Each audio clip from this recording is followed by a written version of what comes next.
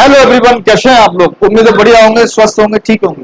BSA YouTube channel में आपका हार्दिक स्वागत, अभिनंदन। आज हम बात करेंगे class 8 subject maths, chapter number अपना 10 है, exponent and powers. Exponent power होता क्या है बच्चों, आप लोग ध्यान पूर्वक समझेंगे, ठीक है, और नोट भी करते जाएंगे, ठीक है ध्यान। चलिए भाई, एक्सपोनेंट क्या होता है बेसिकली कुछ एग्जांपल देके समझाएंगे आप, जिससे आपको क्लियर हो जाएगा, ठीक है। ये देखिए आप लोग, यहां समझा रखा है सारी चीजें ना। ये देखिए इंट्रोडक्शन दिख रहा हो सभी को। यस, जैसे कि दे रखा है इंट्रोडक्शन में, यहां दे रखा है 10 टू दी पावर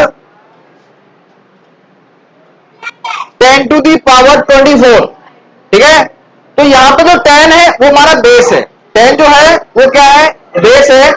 और ये जो 24 दे रखा है ये एक्सपोनेंट है, जो 24 दे रखा है ये एक्सपोनेंट है। तो हम इसको कह सकते हैं 10 raise to the power 24, 10 raise to the power 24। तो ये हमारा क्या हो गया, ये बन गया हमारा एक्सपोनेंट बन गया। क्या बन गया, एक्सपोनेंट, ठीक है।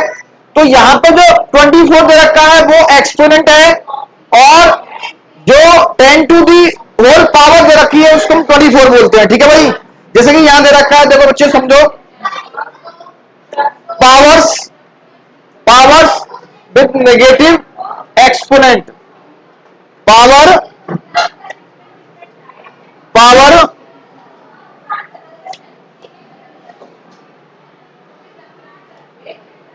पावर विद एक्सपोनेंट,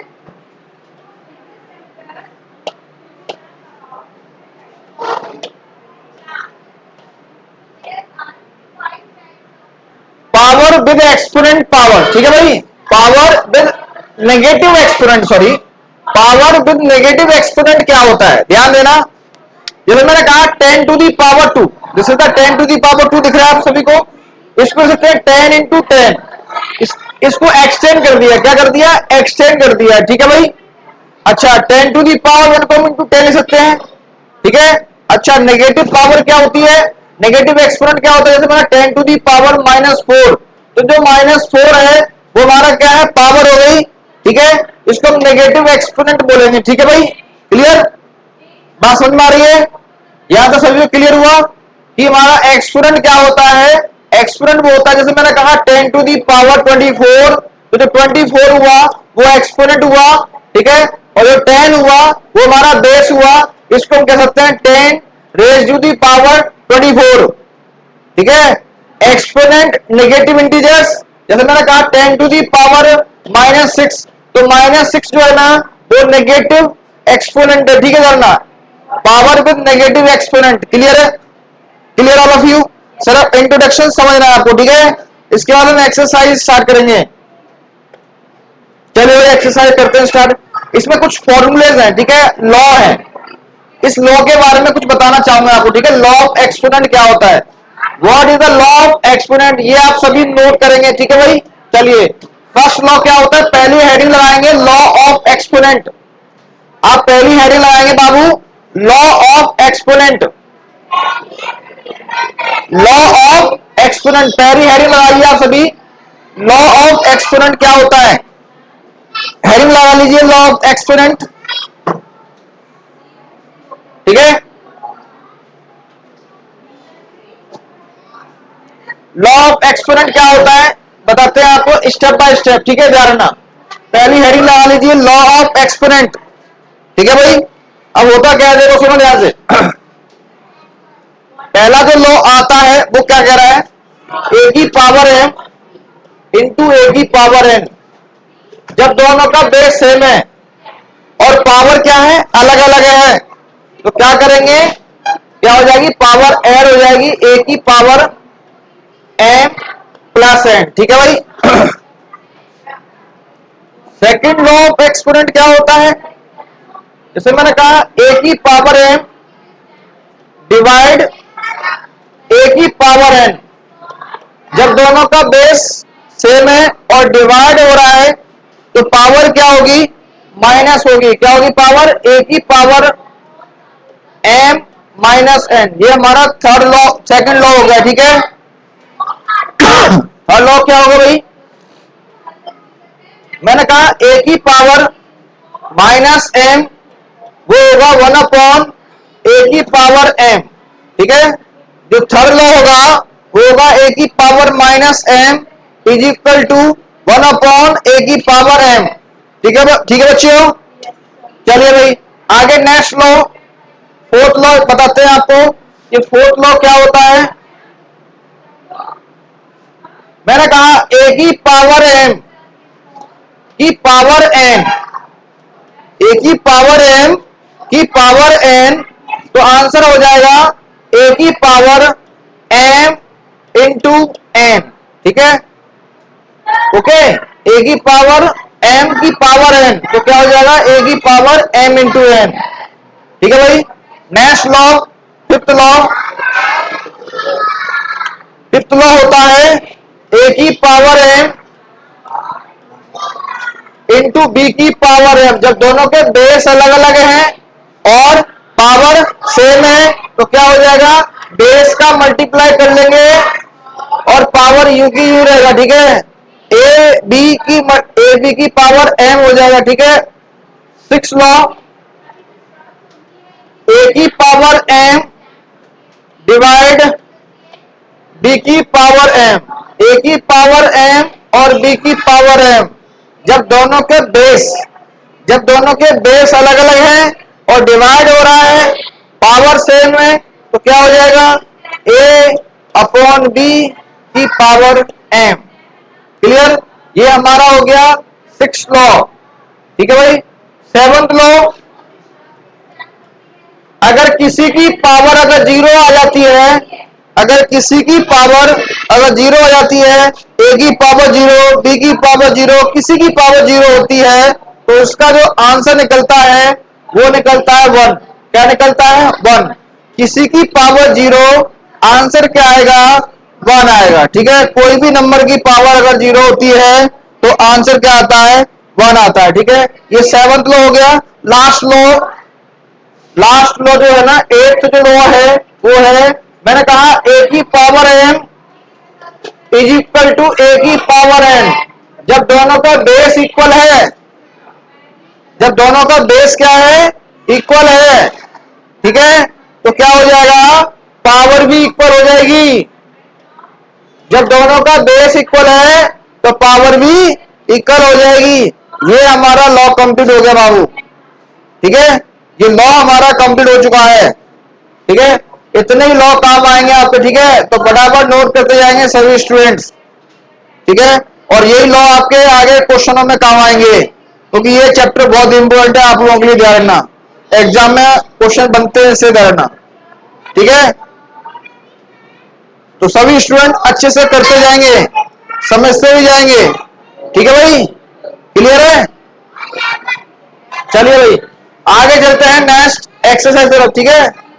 जो हमारी एक्सरसाइज आती है वो देखते हैं बच्चों, ठीक है। देखिए भाई पहली एक्सरसाइज है 10.1, 10.1 का फर्स्ट क्वेश्चन देखिए बाबू। 10.1 का फर्स्ट क्वेश्चन कर रहा है, इवेल्युएट, इवेल्युएट करना है 3 की पावर -2। 3 की पावर -2 को क्या करना है, इवेल्युएट करना है। तो देखो बच्चों क्वेश्चन नंबर फर्स्ट का फर्स्ट पार्ट, 3 की पावर -2 को मुझे इवेल्युएट करना है। क्या करना है, इवेल्युएट करना है। अब बच्चों देखो इसमें कौन सा लॉ लग रहा है, कौन सा लॉ लग रहा है, देखो अच्छे से, थर्ड लॉ लग रहा है। यहां लिखा है बिकॉज ए की पावर -m जो होगा वो कितना होगा, 1 अपॉन ए की पावर m होगा, ठीक है। ए की power -m is equal to 1 upon A की पावर m होगा, ठीक है। अब यहां पे जो a है वो कितना है, 3 है, ठीक है। और जो m है वो कितना है, 2 है। m 2 है क्या नहीं, कंपेयर कर लो। तो क्या करेंगे, इसका सॉल्यूशन हो जाएगा, कितना हो जाएगा, 1 अपॉन 3 की पावर 2, 3 की पावर 2 लिख लेंगे इसको, भाई 3 की पावर -2 को मैंने लगा दिया लॉ, तो 1/3 की पावर 2। अच्छा 1/3 की पावर 2 को मैं कैसे लिख सकता हूं, 3 × 3, तो कितना हो जाएगा 1/3 × 3 कितना होता है, 9 होता है। अब आप चेक कर लीजिए क्या यही आंसर आ रहा है बाबू, देख लीजिए सभी स्टूडेंट्स, ठीक है, समझ लो ध्यान से। 3 की पावर -2 को मैंने ये वाला लॉ लगा दिया है, तो a की power -m is equal to 1/a की पावर m होता है, ठीक है। तो 3 की पावर -2 को मैं लिख सकता हूं 1/3 की पावर 2, जो नेगेटिव में था यहाँ पे नीचे आके पॉजिटिव हो गया है, तो पॉजिटिव करने के बाद इसको हम ब्रेक कर देंगे, 3 की पावर 2 को 3 का स्क्वायर हो गया, और 3 का स्क्वायर सभी जानते होंगे क्योंकि आप लोग स्क्वायर एंड स्क्वायर रूट्स पढ़ के आए हो, ठीक है। तो 3 × 3 इज इक्वल टू 1/9 हो जाएगा। ये क्वेश्चन समझ में आ गया सभी को। चलिए भाई नोट भी करते जाओ साथ ही साथ, क्योंकि आप लोगों को प्रॉब्लम ना हो, कोई समस्या ना हो, ठीक है भाई। आगे चलते हैं बच्चों, क्वेश्चन नंबर सेकंड वाला क्वेश्चन कह रहा है, क्वेश्चन नंबर 1 का सेकंड पार्ट कह रहा है -4 की पावर -2, -4 की पावर -2, इसको सॉल्व करेंगे बाबू, देखो ध्यान से। -4 की पावर -2, इसमें भी सेम लॉ लग रहा है, सेम लॉ लग रहा ही नहीं रहा है, बताइए लॉ सेम लग रहा है ना, आ रहा ही नहीं आ रहा समझ में, किस किस को आ रहा है, सभी को आ रहा है। कौन सॉल्व करेगा बोर्ड पर, जल्दी बताइए, कौन सॉल्व करेगा इस क्वेश्चन को बोर्ड पर, कोई नहीं करेगा, क्यों नहीं करेगा भाई, समझ में नहीं आया इसका मतलब, अरे इसमें ये लॉ लग रहा है, सेकंड वाला लॉ लगा दो, सॉल्व कर दो, इसको सॉल्व कर दीजिए। क्या हो रहा है, ए की power -m is equal to क्या होता है, 1/a की पावर m होता है ना। तो देखो क्या करेंगे, -4 की पावर -2 को हम ऐसे लिख सकते हैं 1/-4 की पावर 2, क्लियर है ना, समझते हो भाई। अब इसको सॉल्व कर देंगे, 1/-4 की पावर 2 कितना होता है साक्षी बेटा, -4 की पावर 2 कितना होता है, -16 होता है। देखो साक्षी बिटिया बोल रही है -16, ये होता है। चेतन क्या होगा बेटा, -4 की पावर 2 कितना होगा, प्लस का 16 होगा। वेरी गुड, बहुत अच्छा जवाब दिया है चेतन का, राइट आंसर। देखो -4 का हम 2 टाइम्स लिखेंगे, -4 मल्टीप्लाई -4, बेटा स्क्वायर में आप नेगेटिव का स्क्वायर करो या पॉजिटिव का स्क्वायर करो, आंसर पॉजिटिव में निकलता है, नेगेटिव में तो स्क्वायर कभी आता ही नहीं है ना। क्यों, नेगेटिव में आ सकता है लेकिन स्क्वायर कभी नेगेटिव में नहीं आता, नेवर, ठीक है। तो देखो माइनस माइनस क्या हो जाएगा, प्लस हो जाएगा, 4 4 जा 16, यही हमारा आंसर हो गया है, ठीक है भाई। तो आप नोट कर लेंगे बाबू, सभी स्टूडेंट्स जल्दी नोट करेंगे, आप लोग सभी जल्दी नोट करते जाइए, ठीक है, और समझते भी जाएंगे साथ के साथ, ठीक है ना, जल्दी भी करते जाओ। चलिए बच्चों क्वेश्चन नंबर फर्स्ट का थर्ड पार्ट करेंगे सॉल्व, और आप इसको समझोगे आज। अब मैं इसमें थोड़ा शॉर्ट ट्रिक बताने जा रहा हूं आपको, शॉर्ट ट्रिक, ठीक है, इजीली आंसर निकाल सकते हो, ठीक है भाई।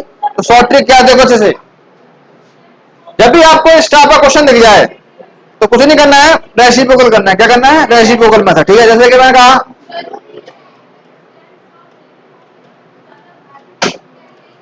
a की पावर -m जो होता है 1/a की पावर m होता है, ठीक है। तो अगर मैं इसमें डायरेक्ट करूं इसको रेसिप्रोकल, डायरेक्ट रेसिप्रोकल लगा दें इसमें वाई रेसिप्रोकल, ठीक है। और जब हम वाई रेसिप्रोकल करते हैं तो क्या होता है, वैल्यू चेंज हो जाती है, क्या जाती है, ये वाली चीज होती है अंदर वाली, ठीक है। ये 1/2 है, 1/2 है क्या नहीं है, अगर मैं इसको रेसिप्रोकल करूंगा तो 2/1 हो जाएगा, 2/1 हो जाएगा, उल्टा हो जाता है। और ऊपर वाली जो पावर है ना, अगर नेगेटिव है ना वो पॉजिटिव में हो जाती है। किसमें हो जाती है? पॉजिटिव में हो जाती है। ठीक है, क्लियर। और अगर यहाँ पॉजिटिव होती तो नेगेटिव में हो जाती। ठीक है, बाई रेशियो रूल के अंदर। ठीक है भाई, क्लियर। तो यहां हो जाएगा 5। क्लियर। अब देखो 1 की पावर 5 कितना होता है? 5 भी 1 ही होता है। अरे 1 की पावर कुछ भी करो आंसर 1 ही आएगा ना, आएगा नहीं आएगा 1? तो क्या बचेगा? 2 की पावर 5 बचेगा ओनली। और 1 की पावर 5 करेंगे तो हमारा 1 ही आ जाएगा। ठीक है, 2 की पावर 5 मतलब क्या हुआ? 2 into 2 into 2 into 2 into 2 upon 1। ठीक है, तो मल्टीप्लाई करोगे तो 32 आ जाएगा। क्या आ जाएगा?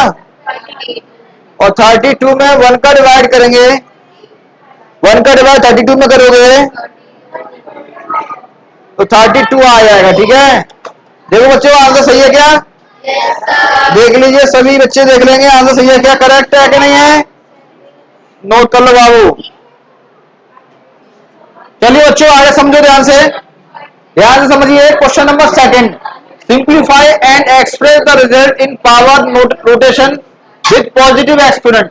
ठीक है, power rotation and power notation with the positive exponent, simplify करना है इसको। ठीक है भाई, चलिए पहला क्वेश्चन है -4 की पावर 5 डिवाइड -4 की पावर 8। चलिए इसको सॉल्व करते हैं बाबू। ठीक है, ध्यान देना। अब देखिए इसमें कौन सा लॉ लगेगा, समझो ध्यान से। इसमें कौन सा लॉ लगेगा ध्यान देना। ठीक है, देखो अच्छे से समझो।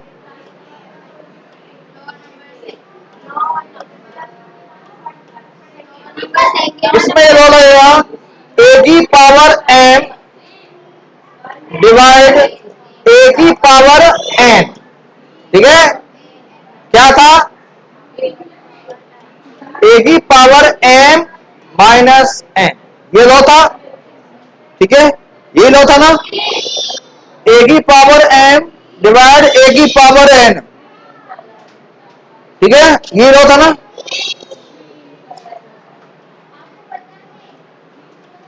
तो क्या हो जाएगा? -4 की पावर 5 -8। क्या हो जाएगा? -4 की पावर 5 में से 8 जाएंगे, कितना बचेगा? नहीं जाएगा। 8 में से 5 जाएंगे, कितना बचेगा? -3 बचेगा। कितना बचेगा? -3। ठीक है, चेक करो कि यही आंसर है। नहीं, ये नहीं होगा, इसको पॉजिटिव में कन्वर्ट करना है। एक बार चेक करो कितना आ रहा आंसर। अब इसमें नेक्स्ट लॉ लग जाएगा, एक और लॉ लगेगा। ठीक है, एक बार देखिए कौन सा लॉ लगेगा, देखो ध्यान से। बिकॉज ए की पावर -m जो हो जाएगा 1 ए की पावर m हो जाएगा। ठीक है, तो इसमें नेक्स्ट अगेन लॉ लग रहा है, तो कितना हो जाएगा? 1/-4 की पावर 3। क्या यही आंसर आ रहा है? क्योंकि देखो इसमें ये वाले लॉ को मैं लगा दिया अपना, देखो ना, जो भी ए की पावर माइनस है 1/a की पावर m बारह था ना, पॉजिटिव में कन्वर्ट कर दिया इसको मैंने। पावर नेगेटिव में थी, इसको पॉजिटिव में कन्वर्ट कर दिया तो 1/-4 की पावर 3, यही हमारा आंसर हो गया। ठीक है, नोट कर लीजिए बाबू। ठीक है, चलिए बच्चों समझो ध्यान से, आगे ये चलते जाएगा। ठीक है, और इसमें भी प्रॉब्लम क्रिएट हो चुकी है भाई।